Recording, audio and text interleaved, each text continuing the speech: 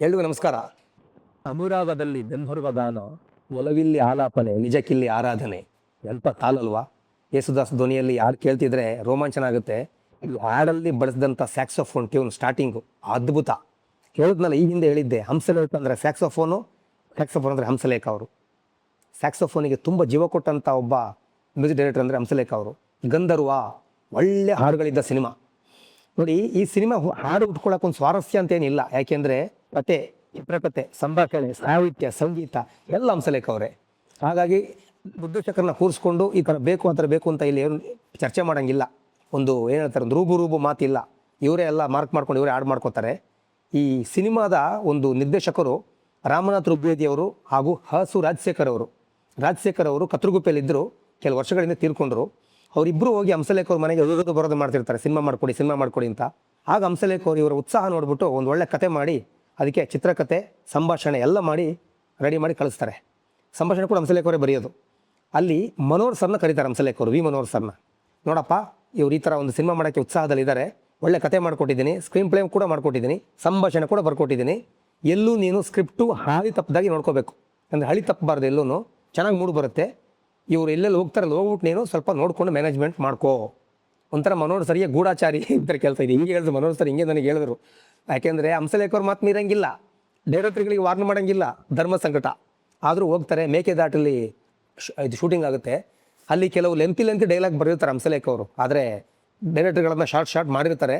ಏನು ಮಾಡೋಕ್ಕೆ ಸಿಚುವೇಶನ್ ಅಂತೇಳಿ ಹಂಸಲೇಖ ಅವರು ಸುಮ್ಮನೆ ಆಗ್ತಾರೆ, ತಲೆ ಕೆಡಿಸ್ಕೊಳ್ಳಲ್ಲ. ಹಾಡುಗಳು ಎಲ್ಲ ರೆಕಾರ್ಡಿಂಗ್ ಆಗೋದು, ಅಂದರೆ ಕಂಪೋಸ್ ಆಗೋದು, ಹಾಡು ಬರೆಯೋದು, ರೆಕಾರ್ಡಿಂಗ್ ಆಗೋದು ಎಲ್ಲನೂ ಸಂಕೇತ್ ಸ್ಟುಡಿಯೋದಲ್ಲಿ. ಸಂಕೇತ್ ಅಂತ ಹೇಳೋದು ನೋಡಿ, ನಾನು ಹಂಸಲೇಖ ಅವ್ರ ವಿಷಯ ಬಂದರೆ ಸಂಕೇತ್ ಬರುತ್ತೆ. ಅದು ಒಂಥರ ಬಿಟ್ಟು ಬಿಡದ ಬಾಂಧವ್ಯ, ಅವಿನಾಭಾವ ಸಂಬಂಧ. ಅದು ಹೇಳಲೇಬೇಕಾಗತ್ತೆ. ಹಂಸಲೇಖ ಅವರಿಗೆ ತುಂಬ ಡಿಮ್ಯಾಂಡ್ ಮಾಡ್ತಿದ್ದವರು ಚಾಮುಂಡೇಶ್ವರಿ ಸ್ಟುಡಿಯೋದವರು ಹಾಗೂ ಪ್ರಸಾದ್ ಸ್ಟುಡಿಯೋದವರು, ಇಲ್ಲೇ ಮಾಡಿ ಅಂತ. ಆದರೆ ಹಂಸಲೇಖ ಅವರು ತುಂಬ 90% ಅವರು ಕಂಪೋಸ್ ಮಾಡಿದ್ದಾರೆ ಸಂಕೇತಲ್ಲಿ. ಆ ಸಂಕೇತ್ ಇರೋವರೆಗೂ ಅಲ್ಲೇ ಕಂಪೋಸ್ ಮಾಡ್ತಿದ್ರು. ಯಾಕೆಂದರೆ ಶಂಕರ್ನಾಗ್ ಮೇಲೆ ಇದ್ದಂಥ ಬಾಂಧವ್ಯ, ಹಾಗೂ ಶಂಕರ್ನಾಗ್ ಅವರು 1.5 ಕೋಟಿ ಇನ್ವೆಸ್ಟ್ ಮಾಡಿರ್ತಾರೆ. ಆ ಸಾಲ ಅಂತ ಹೇಳ್ಬೋದು ಇರುತ್ತೆ. ಒಂದು ಜವಾಬ್ದಾರಿ ನಾನು ಹೊತ್ಕೊಬೇಕು, ತೀರಿಸಬೇಕು ಅಂತ ಹಂಸಲೇಖ ಅವರು ತೊಟ್ಟ ಪಣ ಇದೆಯಲ್ಲ, ಹ್ಯಾಟ್ಸ್ ಆಫ್ ಹೇಳಬೇಕು. ಸುಮ್ಮನೆ ಸಾಧಕರಾಗಲ್ಲ ರೀ ಯಾರೂ. ವ್ಯಕ್ತಿಗಳು ಸಾಧಕರಾಗಿ ಹೋಗ್ತಾರೆ, ಅವ್ರು ಮಾಡಿದ ಕೆಲಸ ಉಳ್ಕೊಳ್ಳುತ್ತೆ. ನಮ್ಮ ಮುಂದಿಗೆ ಇರುವಂಥ ನಿಜವಾದ ಸಾಧಕ ಅಂದ್ರೆ ಹಂಸಲೇಖ ಅವರು. ನಾವು ನೆನೆಸ್ಕೊಬೇಕು. ನಾನು ಪ್ರತಿ ಎಪಿಸೋಡ್ಲಿ ಅವ್ರು ಉಳೋದು, ಅವ್ರ ಹಾಡುಗಳು ಉಳೋದು ಇದ್ದಿದ್ದೆ. ಯಾಕೆ ಅಂತ ಕಾರಣವೂ ಇದೆ. ಇದೆಲ್ಲ ನಿಮ್ಗೆ ನೋಡಿದಾಗ ಗೊತ್ತಾಗುತ್ತೆ. ಅಲ್ಲಿ ಹಾಡುಗಳಿಗೆ ತುಂಬ ಸ್ವಾರಸ್ಯಕರ ಏನಿಲ್ಲ, ಯಾಕೆಂದರೆ ಅವರೇ ಎಲ್ಲ ಮಾಡಿದ್ರಿಂದ ಈಸಿಯಾಗಿ ಮಾಡಿದ್ರು. ಅಂದರೆ ಹಾಡುಗಳ ಲಿರಿಕ್ಸು ಒಂದು ಹಂಸಲೇಖ ಅವರು ಬರೆದ್ರು, ಎಕ್ಸ್ಟ್ರಾಡಿನರಿ. ಅಲ್ಲಿ ನೋಡಿ, ಚಂದಿರ ನೀಡುತ್ತಾನೆ ಬೆಳಕನ್ನು, ಅಮ್ಮನೂ ನೀಡುತ್ತಾಳೆ ಮೊಸರನ್ನು, ಉಪ್ಪಿಗೂ ಸಪ್ಪೆಗಿಲ್ಲಿ ಮುನಿಸಿಲ್ಲ, ಒಟ್ಟಿಗೆ ತಿನ್ನುವಾಗ ಹಸಿವಿಲ್ಲ. ಎಷ್ಟು ಚೆನ್ನಾಗಿದ್ದಾರೆ ಹಾಡು. ಅನುರಾಗದಲ್ಲಿ ಗಂಧರ್ವ ಗಾನ ಹಾಡಲ್ಲಿ ಬರೋದು ಯೇಸುದಾಸ್ ಅವ್ರ ಧ್ವನಿಲಿ ಕೇಳೋಕ್ಕೆ ರೋಮಾಂಚನ ಆಗುತ್ತೆ. ಶಾಸ್ತ್ರಿ ಅವರು ಸೂಪರಾಗಿ ಆಡಿದ್ದಾರೆ ಹಾಡು. ಒಂದು ಬಂದನು ಗಂಧರ್ವನು ಅಂತ ಶಾಸ್ತ್ರಿ ಮತ್ತು ನಮ್ಮ ಲತಾ ಹಂಸಲೇಖ ಅವರು ಆಡಿದ್ದು ಬ್ಯೂಟಿಫುಲ್ ಲಿರಿಕ್ಸ್ ಅದು. ಪ್ರೀತಿಸುವೆ ಚೆಲುವೆ, ಪ್ರೀತಿಸಲು ದಿನವೂ ಬರುವೆ, ಸೌಂದರ್ಯ ಗುಡಿಯಲ್ಲಿ ನೀ ದೇವತೆ, ಆದರೆ ನನ್ನದೆಯ ಗುಡಿಯಲ್ಲಿ ನೀ ಪೂಜಿತೆ. ಗಂಧರ್ವ ನಾಡಲ್ಲಿ ನಾನು ಗಾಯಕ, ಆದರೆ ನೀ ಹಾಡೋ ಹಾಡಲ್ಲಿ ನಾನು ನಾಯಕ.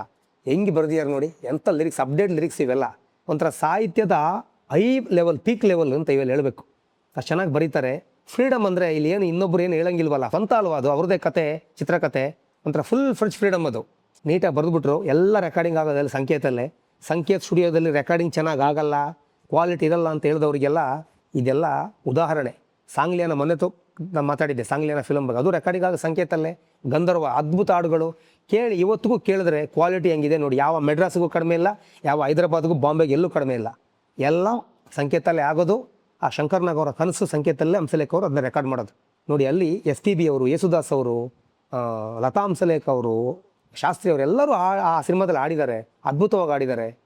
ಸಂಕೇತನ ಉಳಿಸ್ಕೋಬೇಕಿತ್ತು ಅಂತ ಇವತ್ತಿಗೂ ಆಗುತ್ತೆ. ನಾನು ಏನು ಮಾಡೋಕ್ಕಾಗಲ್ಲ, ಆ ವಿಷಯ ಬಂದೇ ಬರುತ್ತೆ. ಹಂಸಲೇಖ ಅವ್ರ ವಿಷಯ ಬಂದು ಸಂಕೇತ ಬರುತ್ತೆ. ಅದೊಂದು ತಂದೆ ಮಗನ ಬಾಂಧವ್ಯ ಥರ ಆಗಿಬಿಡುತ್ತೆ ಅದು. ಸಂಕೇತ್ ಸ್ಟುಡಿಯೋ ಅಂತ ಹೇಳೋದು ಎಷ್ಟೋ ಒಂದು ಕನ್ನಡ ಸಿನಿಮಾದ ಒಂದು ಟೆಕ್ನಿಷಿಯನ್ಗಳು ಉದ್ಧಾರ ಆದಂಥ ಒಂದು ಸ್ಥಳ ಅದು, ಖಂಡಿತ ಅದು. ಹಾಗೂ ಒಂದು ಕನ್ನಡ ಸಿನಿಮಾದ ಒಂದು ಸಂಗೀತ ಕ್ಷೇತ್ರಕ್ಕೆ ಅದೊಂದು ಸಂಕೇತ ಅಂದರೆ ಆ ರೀತಿ. ಹಾಗಾಗಿ ನಾವು ಶಂಕರ್ನಾಗ್ ಅವರು ನೆನೆಸ್ಕೊಳ್ಳೋಣ, ಹಂಸಲೇಖ ಅವ್ರ ಕೆಲಸಗಳನ್ನ ನೆನೆಸ್ಕೊಂಡು ಈ ಗಂಧರ್ವ ಹಾಡುಗಳನ್ನ ಕೇಳಿ. ಓಕೆನಾ? Thank you.